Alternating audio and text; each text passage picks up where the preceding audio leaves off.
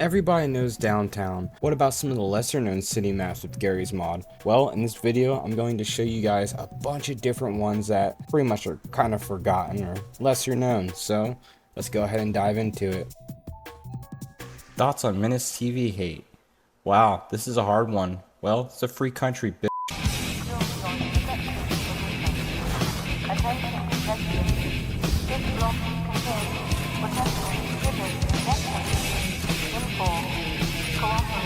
Hey, guess what? I also brought in ham.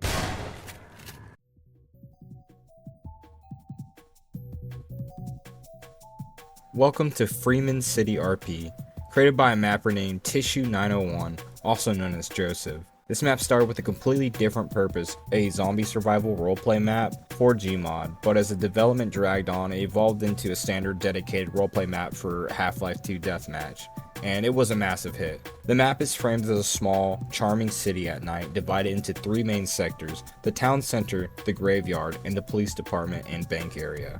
But the most infamous feature of Freeman City isn't a building, it's actually the transport system.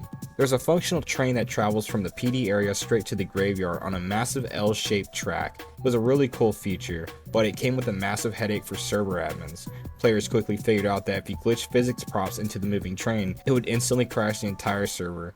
What makes Freeman City so fascinating from a technical standpoint is just how dense it is as well. Just like Amsterville, the creator actually had to delete large sections of detail he had planned because the map hit 99.8% of the brush limit allowed by Half-Life 2's Deathmatch. But among the custom billboards claiming credit for the map, there's just a massive ad for Snapple.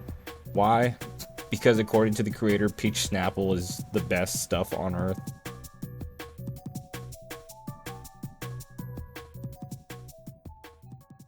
Eight out of 10, made with love.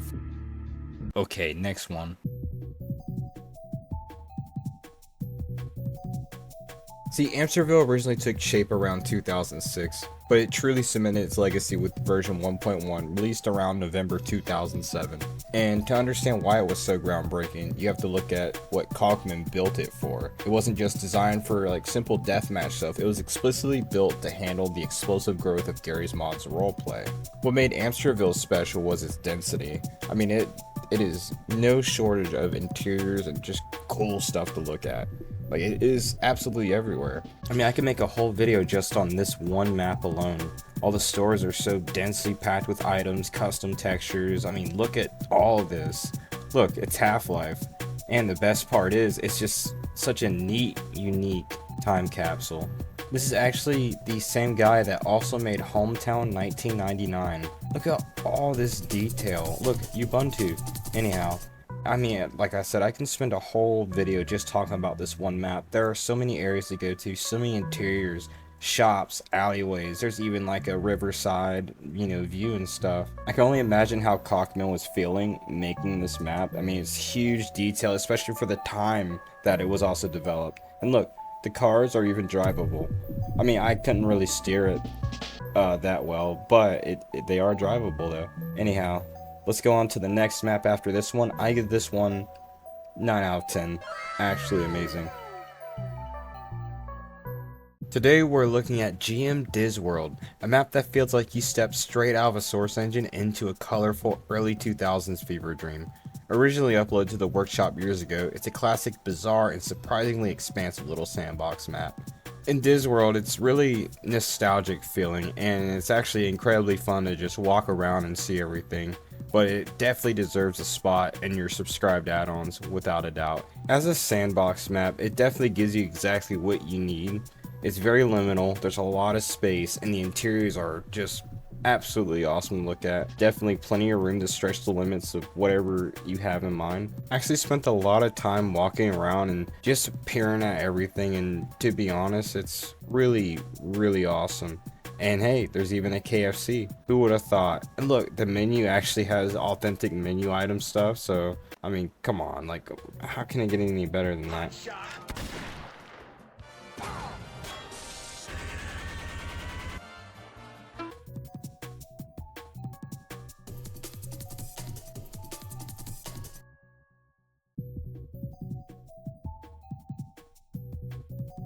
When you think of classic Garry's Mod roleplay maps, you usually focus on the layout, the graphics, or how many secret rooms there are. But what if I told you there's a map that's built entire atmosphere around the audio experience?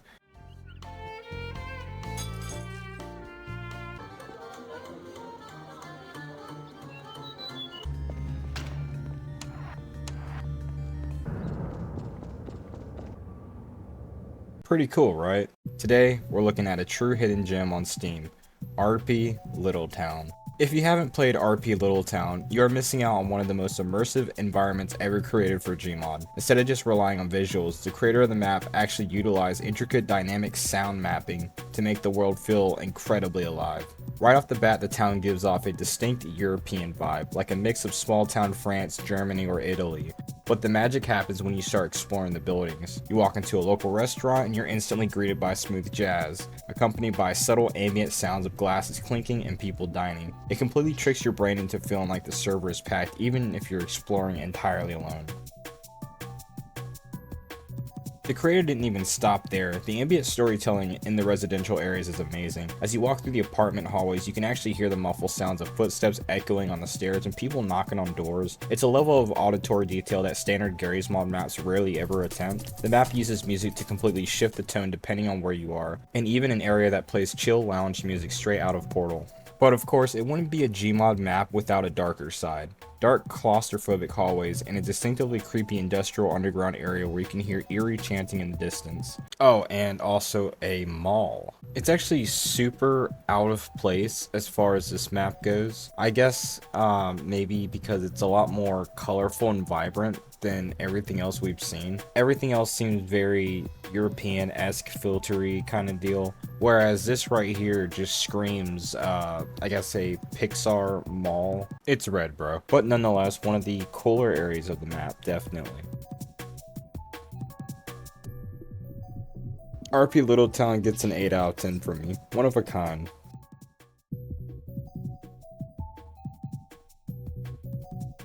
So if you played modern Dark RP servers, you know that the standard downtown maps just couldn't really handle the sheer amount of like custom cars and massive bases and chaos that modern GMod kind of demands. Triton City was the community answer, exclusive to one server in particular. The first thing you notice when you load into Triton is the sheer size of the roads. Gone are the tiny, claustrophobic streets where a single prop push vending machine could block all traffic.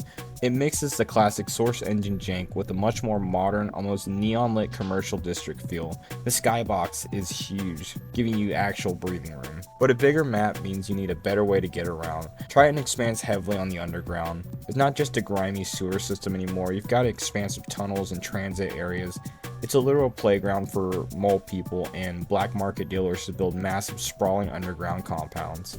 Of course, it wouldn't be downtown without the core landmarks. The police department and bank in Triton are built like absolute fortresses. The architecture here creates incredible siege scenarios for roleplay. Raiding the PD isn't just about breaking down one door, it's a multi-level tactical nightmare.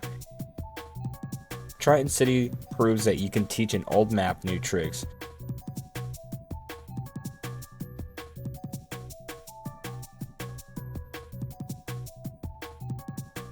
Triton City gets a 9 out of 10 in my book. This is cool.